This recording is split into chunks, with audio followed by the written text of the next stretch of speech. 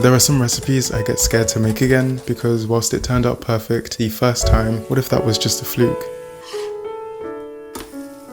There's a part of me that feels like a fraud if I can't perform well the second, third, or even fourth time. And with all honesty, the first time I made this oxtail recipe, it was a flawless 10 out of 10. The question was, could I do it again?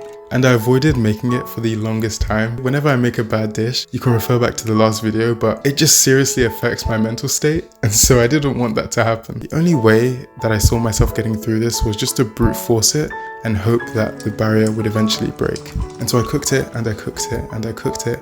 And I can say with full confidence that this oxtail recipe is going to be 10 out of 10 every single time. Just look how juicy that.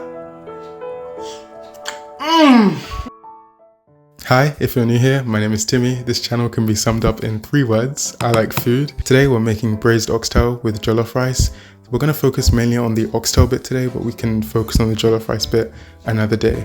And I'm not going to lie, this is probably one of my best recipes to date, and it's not even that complicated, which is kind of nice as well. So I'm going to chop up 5 tomatoes, 1 scotch bonnet, and if you want a bit more spice, you can include the seeds as well. 2 bell peppers, 7 spring onions, 2 whole heads of garlic, 70 grams of parsley, 3 onions, and a handful of fresh thyme as well. Once prepped, season the oxtails with black pepper, salt, and all-purpose seasoning. And here I've gone for Knorr's Aromat all-purpose seasoning. And we want to add some oxtail seasoning. And here I'm using Dunn's River, and it contains these following spices.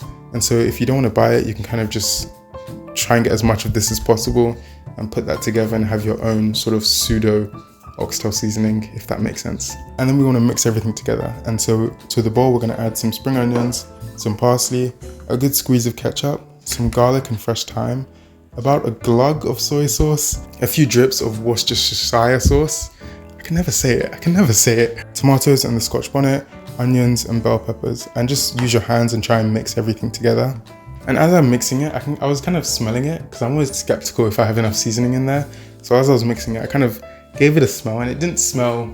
I wasn't basically smelling the seasonings. I was more so smelling the fresh vegetables and herbs, which makes sense, but I wasn't smelling too much of the oxtail seasoning as I wanted to.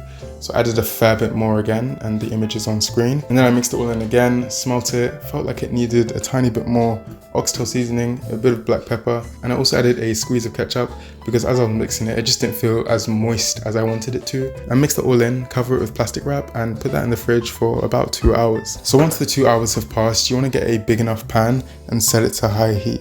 Now, as it's heating up, not once it's heated, but as the pan is heating up, you want to add in some olive oil and some brown sugar as well.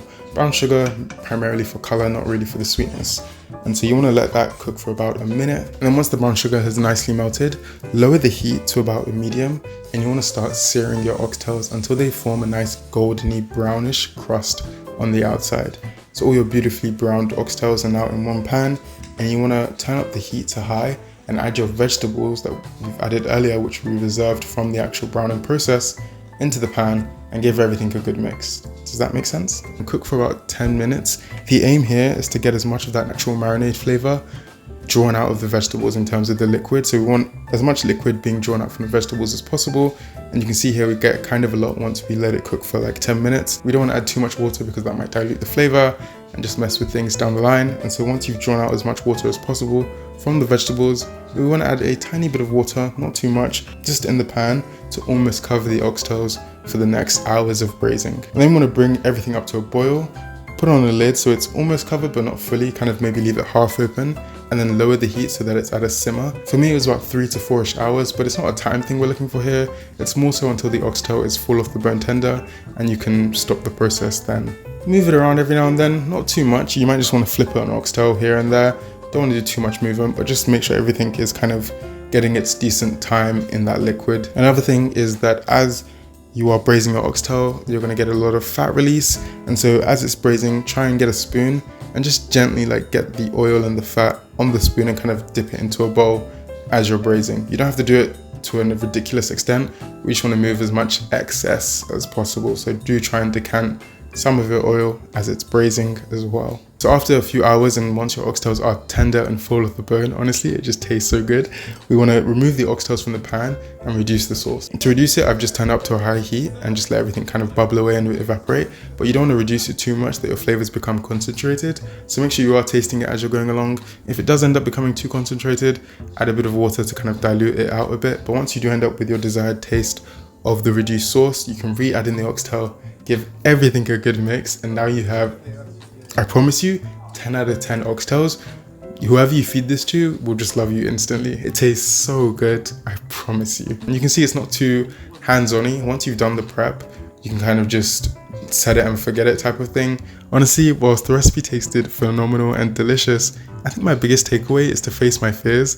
Go after some of those 10 out of 10 recipes I've made in the past that I'm too scared to make again because of failure. But after making this, I'm just gonna go after it and I'm excited for that. And so if you wanna see some more of those recipes on this channel and other 10 out of 10 recipes, do consider liking and subscribing to stick around and see more. And yeah, if you wanna see some behind the scenes as well, do check out my TikTok and Instagram. And yeah, thank you so much for watching up to this far. I really do appreciate it, and I will see you guys in the next video. Peace.